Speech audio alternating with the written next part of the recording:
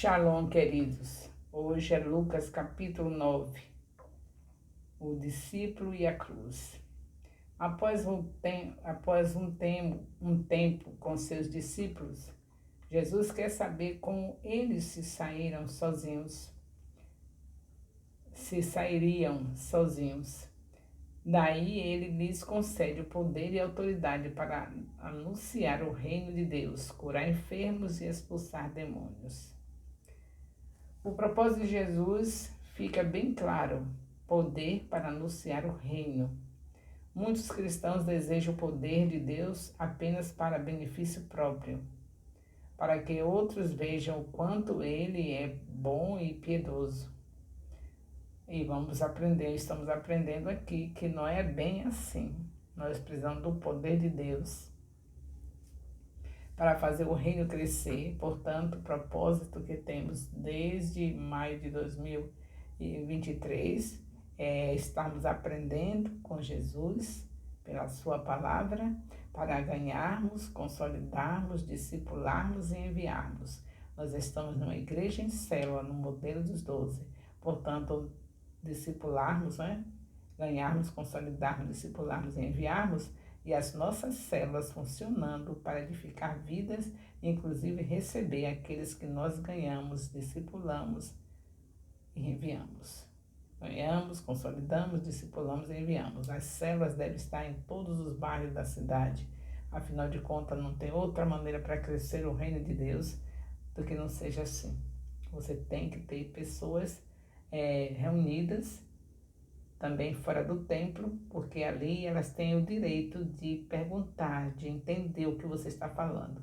Enquanto quando vão ao templo, tem um pregador que está pregando e elas vão entender melhor quando tem as reuniões nas células.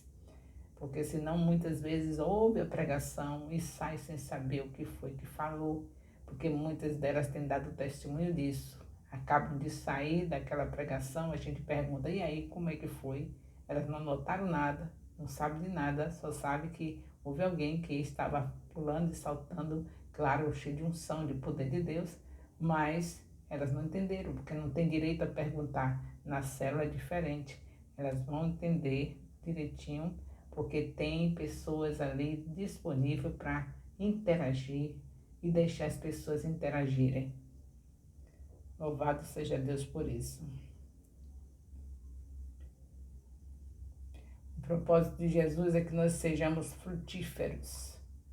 Como eu já disse, a comparação sobre figueira, a figueira que foi cortada porque não deu frutos, já viu Jesus falando sobre isso?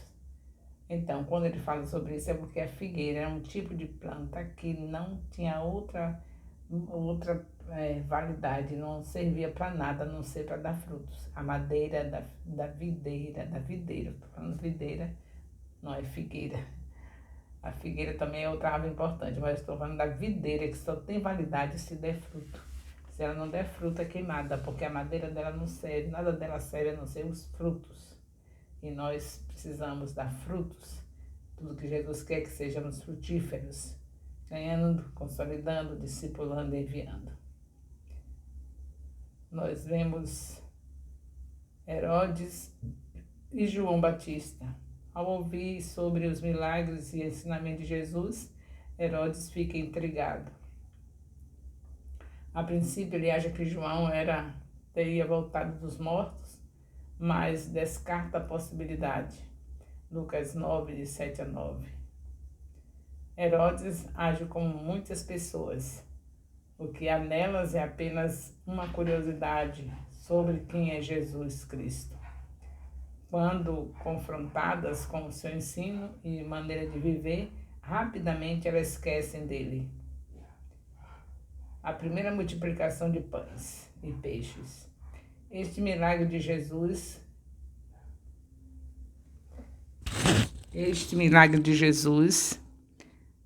sempre me estimulou a crer em suas promessas, especialmente porque cresci em um ambiente, um contexto de escassez, e por isso o pão, A multiplicação, para nós que vivemos assim, é tremendo, é maravilhoso. É uma inspiração para a gente. Nunca falta nada para a gente, se a gente confiar que Jesus multiplica. E isso aconteceu na vida de todos, acredito, que não tiveram fartura de pão. Deve ter acreditado em Jesus. Foi assim que aconteceu com a minha vida.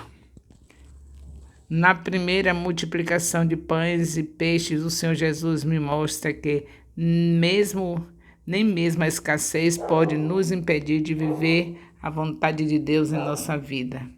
Quando Jesus faz parte do nosso dia a dia, da nossa vida, da nossa rotina, aquilo que é pouco se torna suficiente.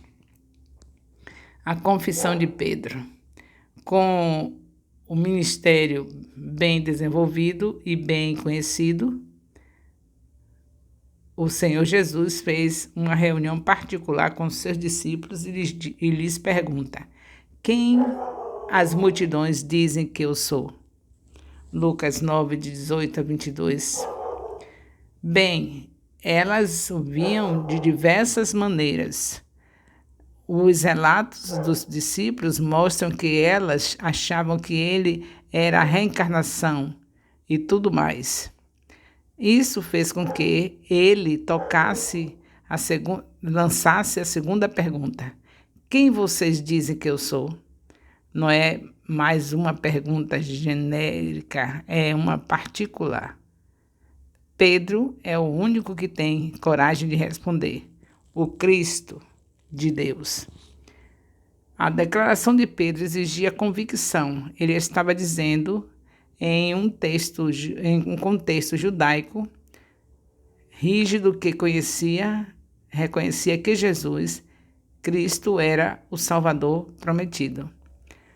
O contexto judaico, você sabe que eles não recebiam a Jesus, a maioria deles, porque achava que o Jesus que estava escrito na Antiga Aliança, como nós já estudamos, de Gênesis até Malaquias, eles achavam que aquele Jesus que veio não era aquele prometido, falado pelos profetas. Mas Pedro, judeu que acreditou verdadeiramente em Jesus, como os demais apóstolos também, tomou coragem e falou: e tu és o Cristo de Deus. Parece fácil, mas não é. De qualquer forma, o que fica muito claro é que o Senhor Jesus exige que o conheçamos. Ele quer que tenhamos claro quem é e qual é a sua importância para a humanidade. Você já sabe quem é Jesus? Você sabe qual é a importância dele para a humanidade?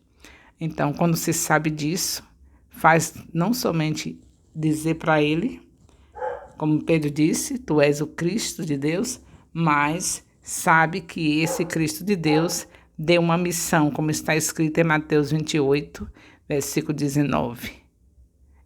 Tem que saber dessa missão. Saber quem é Jesus é saber que ele veio para dizer para nós, fazer discípulos e dizer para nós: ide e fazer discípulos, ganhando, consolidando, discipulando e enviando. O discípulo deve levar a cruz. Conhecer Jesus Cristo é ser seu discípulo, e ser seu discípulo é prioridade. Isso, consequentemente, gera renúncia. Temos que ter renúncia. Lucas 9, de 23 a 27. Muitas pessoas se colocam à disposição para seguir ao Senhor, porém, quando é momento que elas devem fazer escolhas, desistem, não querem renunciar. Jesus não nega a necessidade de crucificação diária. Uma vida de morte, renúncia, marca a nossa jornada até os céus.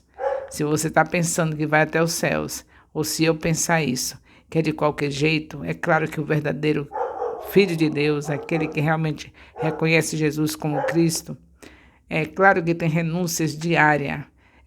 A gente morre com ele e vive para ele. Então, quando ele morre ali naquela cruz, a gente morre com ele, mas também vamos ressuscitar como ele ressuscitou. Então, nessa certeza, você tem renúncias assim como Paulo, como Pedro, como Tiago, eles renunciaram porque creram nisso. E nós estamos aqui para fazer a mesma coisa, Todos que recebem Jesus são discípulos dele e precisam fazer a mesma coisa que os discípulos da igreja primitiva fizeram. Foram capazes de serem degolados, como Paulo, foram capazes de ser crucificados, como Pedro. E nós temos que aprender que a cada dia temos que ter renúncias e muitas vezes enfrentar a morte como os próprios discípulos de Jesus fizeram. Nós somos discípulos de Jesus. E não esquecer que nós estamos numa igreja em célula, no modelo dos 12. Somos discípulos e temos que ter muitas renúncias para poder fazer o que ele mandou. Ganhar, consolidar, discipular e enviar. A transfiguração. Jesus está em um momento de revelação progressiva de sua divindade. Ele chama Pedro, Tiago e João para um monte com o propósito de orar. Lucas 9, de 28 a 36. Mas algo profundo aconteceu. Jesus transfigurou-se e parte de sua glória foi revelada.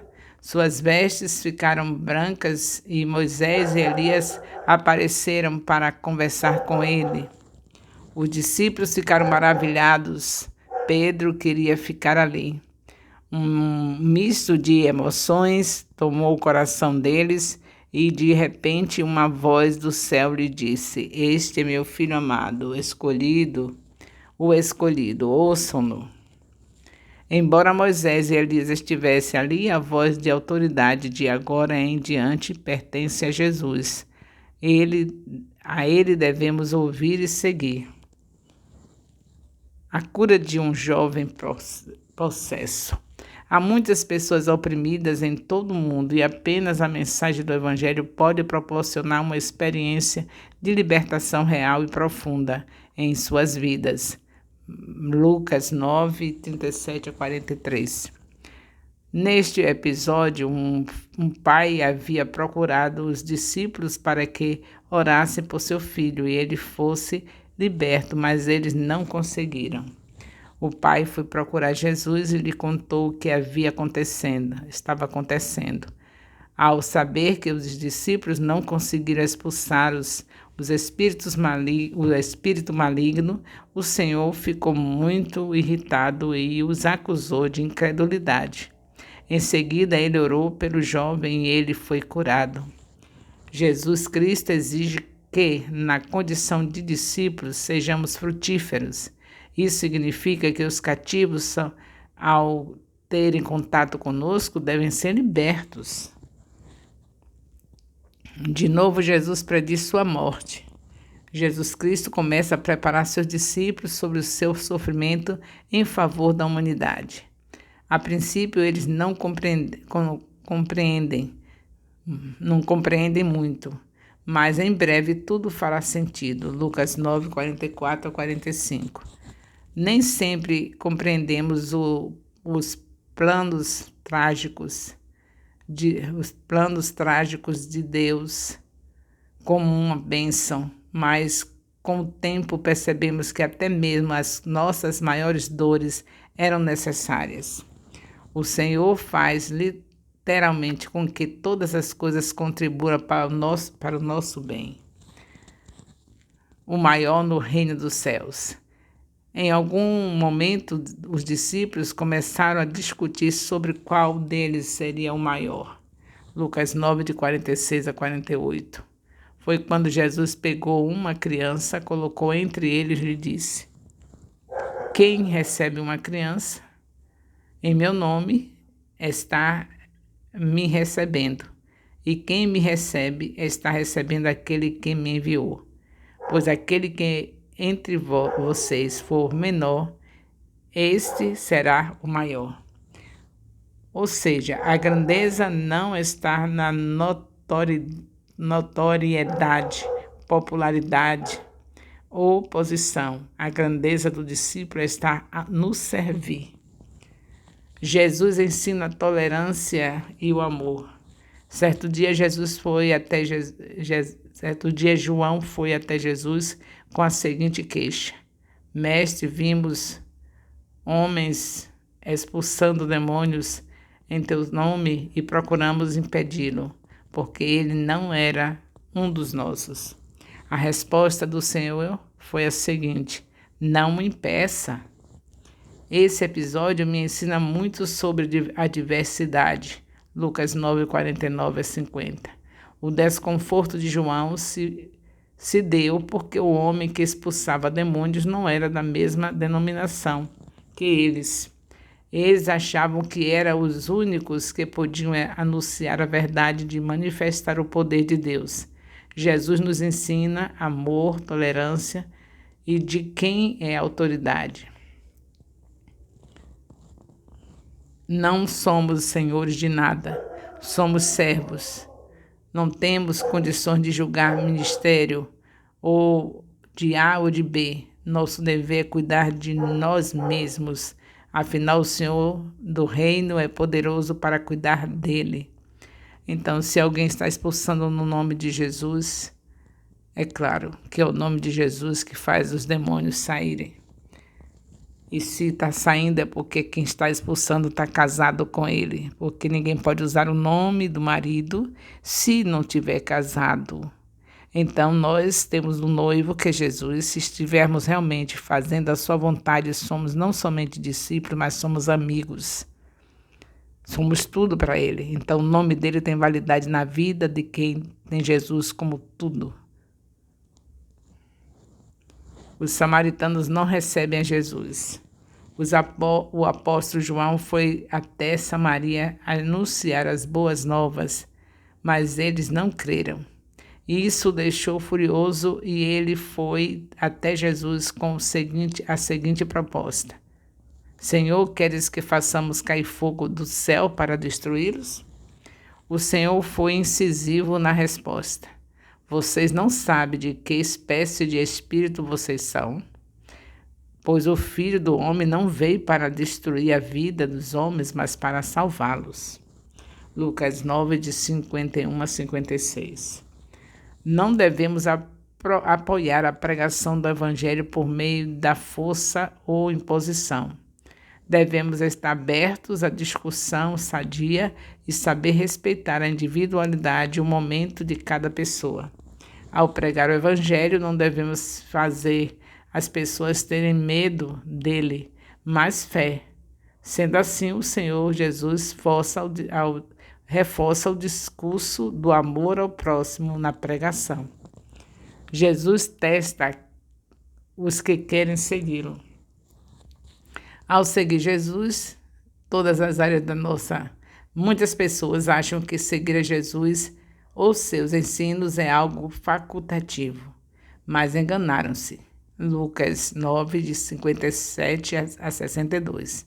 Ao seguir Jesus, todas as áreas da nossa vida se tornam secundárias. Família, trabalho, diversão, até mesmo a religião deixam de ser prioridades. O Senhor deve ocupar todo o espaço. O espaço é todo de Jesus. Louvado seja Deus. Então, graças a Deus, mais um capítulo, mais edificação, mais fé e com certeza mais segurança para viver o que Jesus mandou fazer. Ide e fazer discípulos. Acredito que desde maio de 2023, que nós estamos de Gênesis, começamos de Gênesis, já chegamos aqui no Novo Testamento, no Evangelho de Lucas, capítulo 9. Eu sei que a essa altura você já tem 12 discípulos, né? Você que veio desde o início já tem 12 discípulos, porque nós não estamos aqui de brincadeira. Nós não sabemos até quando podemos pregar esse evangelho.